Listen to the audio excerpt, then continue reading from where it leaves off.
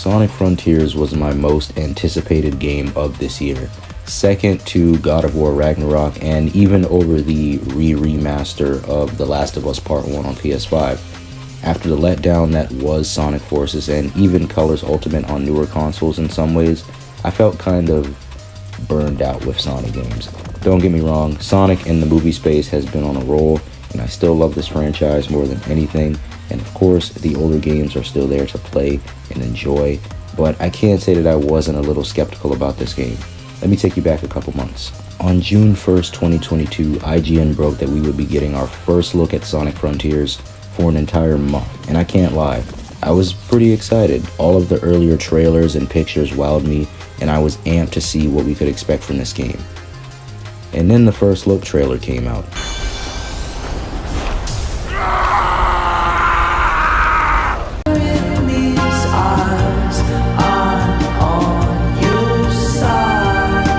YouTube and Twitter was a nightmare to say the least. Not only were Sonic fans let down, but just everyone in the gaming community were writing articles and making videos dogging the game off of 7 minutes of footage. And I can't say that I wasn't nervous. After 5 years of waiting to get another rushed Sonic game, I just couldn't do it. But I still had faith. Hell, I was begging that it was just an early build because there wasn't a HUD or a ring counter. I still had faith. After months of more waiting and positive feedback from demo events and even IGN themselves, that brings us to November 8th, 2022, launch day.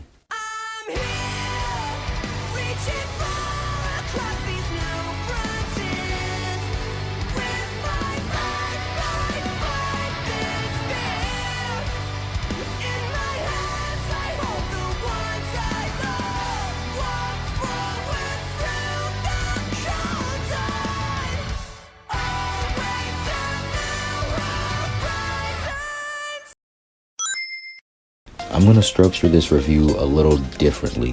I'm going to do my negatives first. It's not a lot, but I just want to get them out the way right now.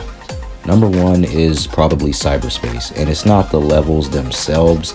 Some of them actually apply a challenge. I just feel like Speed Supersonic summed it up perfectly. Short, bite-sized levels that don't overstay their welcome.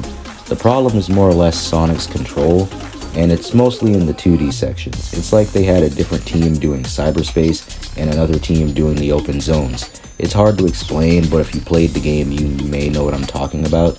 The speed is slower even with the boost, which doesn't really work, especially if you want an S rank, you have to beat them in a decent time. It's almost like you have to stomp on the triggers to actually move at a decent speed. Another negative would probably be the pop-in. It's not as bad as that first look trailer from 5 to 6 months ago, but it's noticeable when you need to get to the other side of the island or a platform and you see absolutely nothing there, and then you take a step forward and then a whole segment just pops in. Of course, open world games have pop-in, so I'm not making a big deal about it, but for future updates to the game, maybe have it fade in or something like that. This shit is fucking peak. Sonic's control in the open world is amazing. Even if you've never played a Sonic game before, turn all of the settings up to max. Turning speed, boost speed, starting speed, everything. It does feel weird not having the drift, but the drop dash is a good substitute, especially when you're going downhill. It makes it so satisfying. As for the combat, I feel like they finally struck the balance we wanted since Sonic Unleashed. And I love the Werehog, but at times, he's a bit much, and here it feels like the perfect blend. And when you learn every combo and unlock everything on the skill tree, which literally doesn't take that long, enemies basically are no challenge to you. You're pretty much untouchable once you know everything and figure everything out. As for the open world, it's the best part of the game. It was the main selling point, and I was a bit worried about Sonic's cartoony model in this real environment, or several real environments that you run around in, but it actually works. Exploring every ounce of these islands are the best part. Collecting the Cocos, fighting the bosses, getting the Chaos Emeralds, and fishing with this king, it's all an experience that you need to play firsthand. Watching people play it, it doesn't do it any justice. I'd say the only downside of these islands are the feeling of them being incomplete. While Kronos, Ares, and Chaos Island feel like they were fully fleshed out, Rhea and Oranos are just empty and just extra shells of Kronos.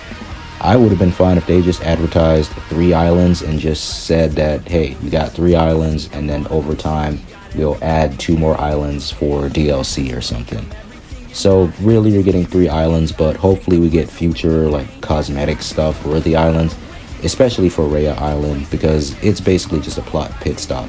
Once you beat the towers, you already 100%ed it, and there's no real need to come back to the island. So hopefully we get DLC for the islands in the future, like snow or something, you know, hopefully. I'm going to cover light spoilers in this section of the video, so if you have not played Sonic Frontiers, please play the game, then check out this section of the review. But if you don't care about spoilers, you're very much welcome to stay. I think the main reason why I love this story so much is because it feels like Sega and Sonic Team, and Ian Flynn of course, let the characters mature. I don't mean mature in the edgy sense like Shadow the Hedgehog. Damn! And I don't mean like Sonic Forces where it wanted to be mature but ended up being nothing at all. I mean, the characters feel like they've grown.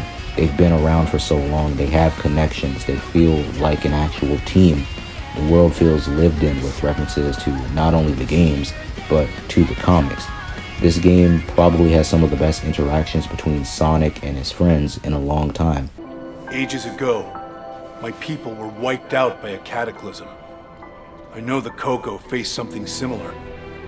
It reminds me I'm the last Echidna, that I'm alone. You may be the last, but you're not alone. You've got us, Knucklehead. I'll admit, I do envy your lifestyle. Freedom to go where you want, when you want. So do it. Get out there and live a little. Maybe I could. But first I need to be back to normal. So hurry up and get me back to normal. Anything to get you away from me.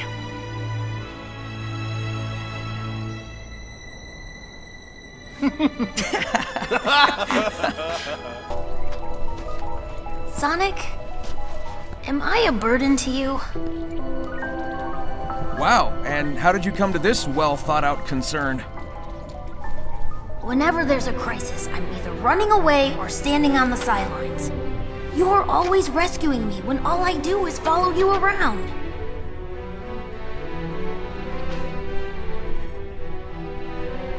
Hey, who was it who stopped Eggman from blowing up Station Square, huh?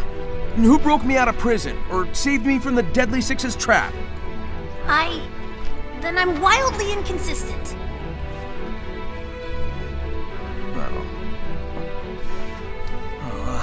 Dude, relax! You've got brains like Eggman, speed like me, and can fly with your butt. It's okay if you still need help sometimes. That's just part of growing up. When did you get to be so insightful? I have my moments. Yes, Sonic still has his wisecracks, but he's willing to take moments seriously regardless of the situation at hand. His never give up attitude shines through the darkness, and the performance from everyone on the line is spectacular and probably the best vocal performance we've had from the new cast, in my opinion. I didn't really talk about Sage a whole lot in this video, and I really want you to feel every emotion with that character for yourself. Interact with her on the islands, listen to all of the Eggman memos, and it adds so much more to her character. I'm just worried that if Ian Flynn isn't writing this character going forward, she may turn into a forgettable character, or she may be turned into an annoying character like Marine or Styx. I've got 3 things that Sega and Sonic Team should do from this point on with their Sonic games and with the character of Sonic in general. Number 1, for starters, you gotta keep Ian Flynn on payroll. Try to lock him down for as many games as you can going forward. I don't care if it's another racing game and it has a half-assed story mode. Let Ian Flynn work on it. Number 2, listen to all the positive and negative feedback from not only the fans, but from the critics to know what works and what doesn't work to improve on those aspects for the next game. Whether it's Adventure 3 or Sonic Frontiers 2, just take all of that feedback know what works, know what doesn't work, strip out the stuff that doesn't work, and you'll have a good game. And 3, just take your time. I'll be fine if the next Sonic game doesn't happen for the next 5, even 6 more years. Both Sega and Sonic Team put all their eggs in one basket for this, and it really worked out for them in the long run. Yeah, there are a couple wrinkles that need to be ironed out, but with proper time and a good team behind them, I have faith that Sonic can and will be a big name in gaming once again. Not only for having good movies, but for making good games that will please not only the fans, but everyone. It seems like a new dawn is on the horizon. Let's hope our favorite hedgehog doesn't fly too close to the sun.